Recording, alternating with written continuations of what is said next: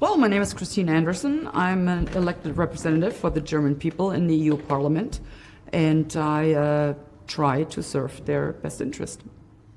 If you give executive powers to a non-elected body, then you no longer have democracy, you no longer have accountability of elected officials, and who will the citizens hold accountable for having been taken away their rights? Who will they hold responsible for this? In theory, and I have to say in theory, elected representatives, they run the risk of not being elected again if they screw up.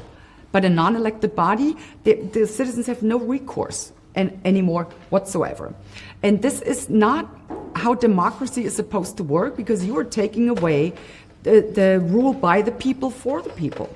That's what you take away with this. And people need to understand, if this treaty goes through, you can bury democracy altogether. It's done with. They have the right to call out a pandemic, and once they do, they will seize executive powers of the member states. So it's now not the government, let's say the German government in our instance, that will impose restrictions on us that we could theoretically fight. Even that was, hard enough to do. But how are you going to go against WHO? I mean, you can't drag them into court. You can't threaten them to not elect them anymore. They don't care. I mean, they're funded by the richest of the super rich people in the world. They don't care. They have all the money, and they don't care about fundamental rights or democracy. If they say, you will stay at home for as long as I tell you, you will. There's always hope. And there is quite a few things you can do. It's not easy, but for one, get involved. Take an interest in what's actually happening, because that's part of their game. They're removed these decision making so far away from you. They're counting on you to no longer care, so they can do whatever the hell they want, without you ever knowing it. So get involved. Stay on top. And I know this is hard because they're doing everything to make it as hard as possible. A lot of people nowadays work 2 jobs. I understand when you're coming home and having worked 2 jobs, you don't want to be bothered with politics or, decision making, none of that. But you have to, because if you don't, then they will walk all over you. And that's what they're doing. There's a lot of things going on. You kind of need to see the big picture. It's various different mechanisms, instruments, crises they need to fight, whatever, integration of EU, have the super state. But you need to see the big picture, the goal of all of this.